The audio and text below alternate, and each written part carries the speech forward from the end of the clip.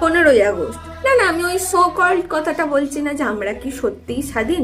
এটা মোটামুটি 15ই আগস্টের আগেই সবাই বলে, কিন্তু ব্যাপারটা হচ্ছে কথাটা কি সত্যি অযৌক্তিক। আর আপনি যদি মেয়ে হন তাহলে তো আপনাকে বলতেই হবে না, আপনি জাস্ট রাত্রির বেলা একটু বাড়ি থেকে বেরিয়ে দেখুন আপনি চাকরির স্থানে নিরাপদ কিনা, আপনি আপনার ইচ্ছা মতন পোশাকটা পরতে পারেন কিনা। এটা ভাবতে গেলেই আপনি বুঝে যাবেন আপনি আদৌ স্বাধীন হয়েছেন কিনা। এছাড়া বাক স্বাধীনতা, ফ্যামিলিতে নিজের মতামত দেওয়া, একটা ট্রাভেল করা, বন্ধুদের সাথে ঘুরতে যাওয়া, এসবের স্বাধীনতা তো আলাদাই ব্যাপার। চোখের সামনে যখন দেখি যে রাস্তায় পানির পিক ফেলছে, পুরুষরা তো বাথরুম করতেই পারে, সেগুলো তো অসুবিধা নেই, কিন্তু যখন একটা কাপল দাঁড়িয়ে চুমু খাবে, হাতে হাত ধরে করবে, সেটা খুব অসুবিধা। আরে বালাই ষাট, এইটাই তো আসল স্বাধীনতা, তাই না? দুদিন পর যদি রবীন্দ্রনাথ ঠাকুর, কাজী নজরুল ইসলাম ইত্যাদি বহু বহু মনীষী বা শহীদদের এই পরিণতি দেখা যায়, আর অবাক হব না। স্বাধীনতা দিবসটা আমাদের জন্য, এখনো কিছু কিছু মানুষদের জন্য, ছোট ছোট বাচ্চাদের জন্য সেই মনীষীদের প্রতি শ্রদ্ধা জানানোর আবেগটাই বজায় রাখে।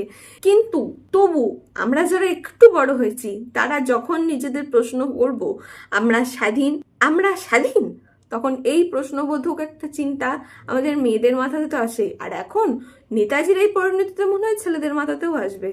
এই স্বাধীন বাংলা, এই স্বাধীন দেশের জন্যই কি নেতাজি নিজের মাকে ত্যাগ করেছিলেন? এবং আজ নেতাজির এই পরিণতি, কাল মাস্টারদা সূর্য সেন, শহীদ ক্ষুদিরাম বসু, আরো অনেক অনেক বিপ্লবীদের যদি এই পরিণতি হয় তখন?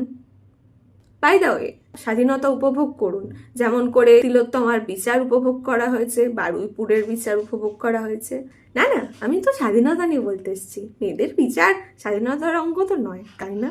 শেষে একটাই প্রার্থনা, অন্তত এই একটা দিন, স্বাধীনতা দিবসের দিনে সবাই নিরাপদ থাকুক, কারণ এখনো বিভিন্ন রাজ্যে তোলপাড় চলছে। যেদিন পতাকা উত্তোলন করে বিপ্লবীদের, শহীদদের শ্রদ্ধা জানানোর কথা, সেই দিন বহু বহু মানুষ রাস্তায় লড়াই করছে।